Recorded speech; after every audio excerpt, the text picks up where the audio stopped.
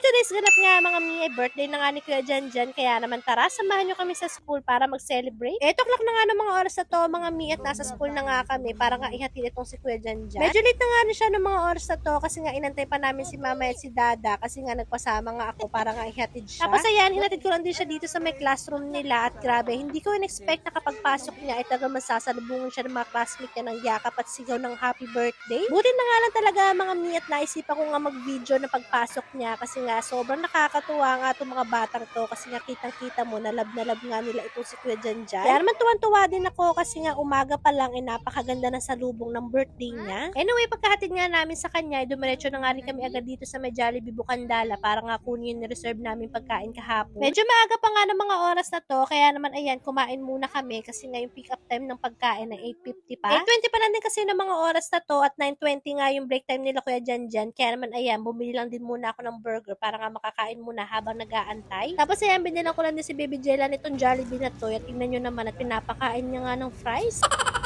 Saktong 8:50 nga mga mi ay nakuha na nga rin namin itong order namin. Kaya naman ayan at nilagay na nga ni Dada dito sa may sasakyan. Tapos after naman yan, dumiretso na rin kami agad dito sa school nila Kuya Janjan at tinulungan na nga rin kami nito ni Kuya Guard para nga bitbitin itong mga dala namin. Medyo nagantay lang din kami ng kaunti kasi nga medyo maaga pa rin kami nakarating dito pero maya-maya din pinrepare na rin namin lahat ng mga foods dito sa loob ng room nila. Sobrang nakakatuwa lang kasi nga dati pangarap ko lang din mag-celebrate sa school ng birthday kaya lang hindi ako nabigyan ng pagkakataon. Kaya naman ngayon naging nanay na ako at meron na rin ako sariling anak kaya hindi ko talaga palalagpasin yung pagkakataon na makapag-celebrate sila sa school. Sa ganitong paraan kasi parang nahil na rin yung inner child ko at natupad na rin yung pangarap ko kapag ginawa ko nga sa kanila yun. Pero syempre hindi rin naman namin magagawa ng lahat yan kung hindi kay Lord kaya naman nagpapasalamat kami ng marami dahil sa mga blessing na ibinibigay niya sa amin. Sayang nga lang din at hindi nga namin nakasama si Daddy JR ngayon kasi nga meron din siyang trabaho ng araw na to. Anyway, balik na nga tayo dito sa birthday celebration ni Kuya Janjan at after nga nilang katahan si Kuya Janjan, itong at sinindihan ko na nga itong fireworks candle niya. At Diyos ko, tignan nyo naman nga ito itsura ni Kuya Janjan ay talaga namang tuwan-tuwa. Kaya lang no, magbo-blow the candle na siya, inaunahan nga siya nitong classmate niya. Kaya naman na yan, na bad trip ang birthday celebrant namin. Kaya naman na yan, sinindihan ko na nga lang din ulit itong kandila para nga makapag-blow the candle na siya. Tapos after naman niya, pinaupo na rin muna namin silang lahat para nga mabigyan na namin sila isa-isa ng pagkain. Bali, ito nga food nila mga mi is chicken spaghetti pagkatapos isang regular fries. Tapos syempre, hindi pwedeng mawala ang juice kasi nga isa rin niya sa mga paborito ng mga bagets. Sobrang nakakatuwa nga kasi nga habang busy nga kami dito sa pagbibigay ng mga pagkain, ito nga si Kuya Janjan, ibinabantayan niya nga itong kapatid Tapos niya. Ayan, tingnan nyo naman na tuwan-tuwa nga itong bata na to kasi nga ang dami niyang batang nakikita. Tapos ayan, sabi ko kay Kuya Janjan, mag-picture nga sila nito ni Aji at ayan nga yung crush niya. Huwag na nga lang din kayo maingay mga mina, sinabi ko nga sa inyo kasi nga secret lang namin yun, charis.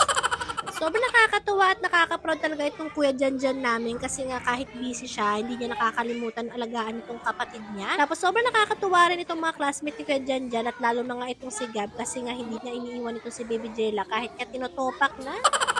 Tapos after naman namin kumain, sabi ko nga dito kay Kuya Janjan, ipamigay na nga itong mga loot bags niya kasi nga meron pa nga silang klase after nga nito. At sobrang nagpapasalamat din po pala ako sa lahat ng mga teachers ni Kuya Janjan sa pag-assist sa amin at lalong-lalo na dito sa mga kids na sobrang kulit. Hindi ko nga alam kung saan nga sila nakakahugot ng haba ng pasensya pagdating sa bata pero grabe, sobrang nakaka-proud talaga lahat ng mga teachers na nagtuturo ng mga ganitong edad. Anyway, bago nga kami tuluyang umuwi, eto nga si Kuya Janjan, nakatanggap nga ng regalo galing nga dito sa crush niya. At wala nang ibang hihigit na ibang regalo pa kung hindi nga makatanggap ng yakap galing kay crush. Uy, grabe naman yun, mga baby pa kayo. O siya, hanggang dito na lang muna mga miso in la. Salamat, God bless!